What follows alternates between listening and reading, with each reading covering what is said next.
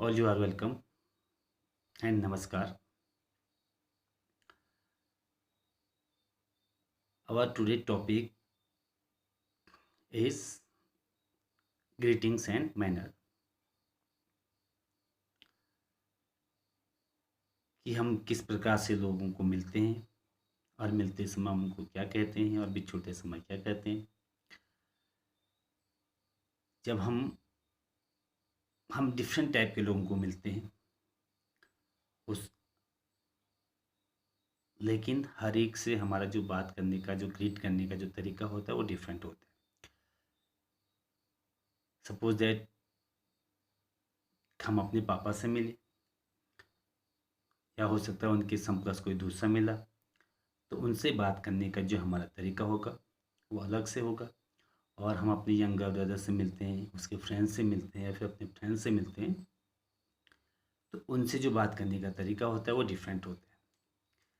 तो इंग्लिश में इनको एक बोलता है फॉर्मल वे और दूसरा कहलाता है इनफॉर्मल वे। फॉर्मल वे जिसको हम बोल सकते हैं शिष्ट वेल कल्चर्ड जिसको हम बोल सकते हैं, और इनफॉर्मल का मतलब which we are using commonly nowadays to our friends and. तो जब सुबह जो ग्रीटिंग की जब हम बात करते हैं सुबह उठने से लेकर के 12 बजे तक, तब तक हम बोलेंगे गुड मॉर्निंग।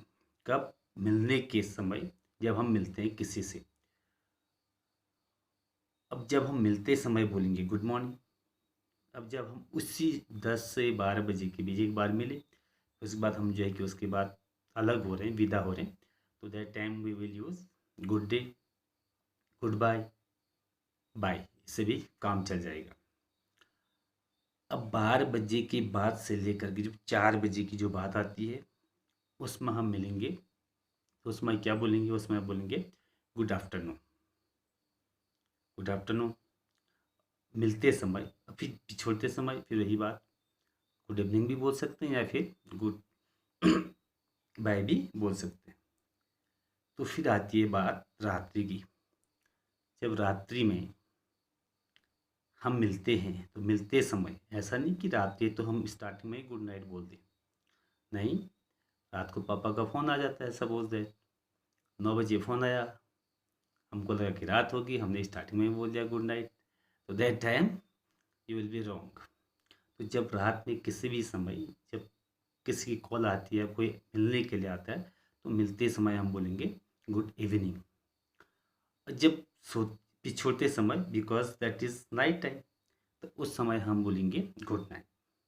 ओके, सुबह उठने से लेकर 12 बजे तक गुड मॉर्निंग, छोटे समय गुड बाय या बाय या फिर गुड डे, जो भी चलेगा। फिर after 12 to 4 for meeting time we will greet good afternoon and then say goodbye.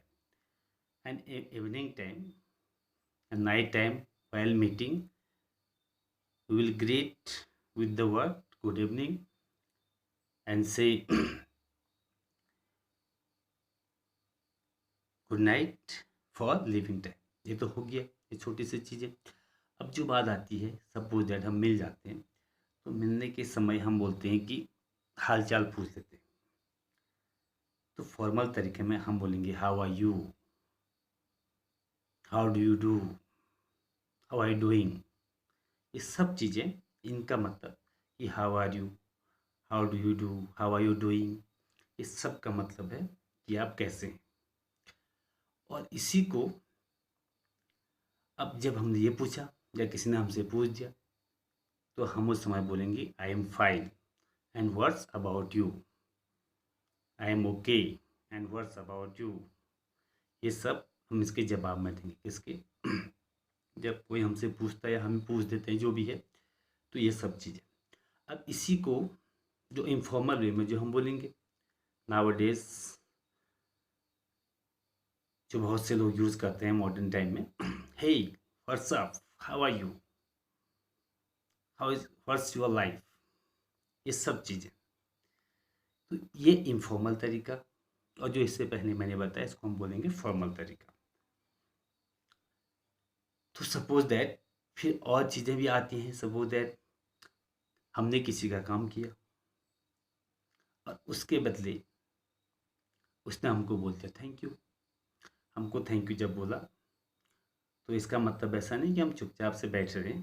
Suppose that if do that तो definitely he would understand us कि we don't know even a little bit of English. तो उस समय उसके thank you के बदले में हमको जवाब देना पड़ेगा। तो उस समय हम क्या बोलते हैं, बहुत से वर्ड हमारे पास हैं। या तो हमने बोला कि यू आर मोस्ट वेलकम, या सिंपल वेलकम से भी काम चलेगा, या हम बोल सकते हैं मेंशन नॉट, या बोला इट्स प्लेजर फॉर मी, या इट्स माय प्लेजर, या हमने बोला इट्स ओके। इन चीज़ों से हम क्या करेंगे, काम चलाएंगे। किसमें, जब कोई हमको थैंक यू बोलता है तो उसके जवाब में ये हम सब कुछ बोलेंगे। जैसे मैंने बोला कि वेलकम, या मेंशन नॉट, या इट्स माय प्लेजर, या हमने बोला इट्स ओके। अगर ज़्यादा आपको नहीं बोलना है तो सबसे सिंपल भी है कि इट्स ओके या फिर वेलकम, ये शब्द बेहतर है। अब नेक्स्ट, ये अपने अपने अलग अलग तरीके से अलग अलग सिचुएशन पर निर्भर करेंगे ये शब्द। जैसे वेलकम बोला, ये बोला सब कुछ। अब सपोज दैट अगली चीज कोई कार्य कर रहा है या हम किसी कार्य को करना चाह रहे हैं, तो 2-3 लोग हैं हम लोग, हो सकता है। तो मैं चाहता हूँ कि मेरे से पहले वो लोग करें या कोई दूसरा करे, तो उस समय मैं बोलूँगा कि आफ्टर यू सर, पहले आप देन आई विल। इसके लिए क्या बोलेंगे, यानी पहले आपके लिए जो शब्द इंग्लिश में होता है आफ्टर यू। ओके, नाउ कहीं पे बात चल रही होती है, कोई मीटिंग्स वगैरह वगैरह, तो बहुत से लोग बातचीत करते हैं। तो बातचीत के क्रम में कुछ चीज़ें ऐसी होती हैं कि शायद कोई चीज़ हमने सुनी नहीं और हम उसको दोबारा सुनना चाहते हैं। तो उस समय हम बोलेंगे कि पार्डन। वो कब, जब हमने किसी चीज़ को मिस करके हम उसको अच्छी तरह से समझ नहीं सके या फिर नहीं सुन पाए, हम कह सकते हैं। तो उसमें हम बोलेंगे पार्डन, या फिर बोलेंगे आई बेग योर पार्डन, या फिर बोलेंगे आई डिडंट गेट इट, या फिर बोलेंगे would you please repeat it. ये सब चीज़ें, would you please repeat it, pardon, I beg your pardon and so, इस प्रकार की चीज़। अब बीच में किसी को रोकने के लिए कुछ बातें चल रही और उससे पहले थोड़ा सा हो सकता है कि हमको लगा कि हमारी बात ज़्यादा इम्पोर्टेंट है, हम उनको रोकना चाहते हैं। तो उस समय जो हम बोलेंगे उनके बीच में बोलने से, बोलते समय हम बोलेंगे सॉरी टू इंटरप्ट यू, या फिर sorry to intervene, sorry to intervene INTERVENE, या फिर सॉरी टू इंटरप्ट, आपको रोकने के लिए क्षमा चाहते हैं। तो मुझे उम्मीद है कि इस वीडियो में आपने बहुत कुछ सीखा होगा।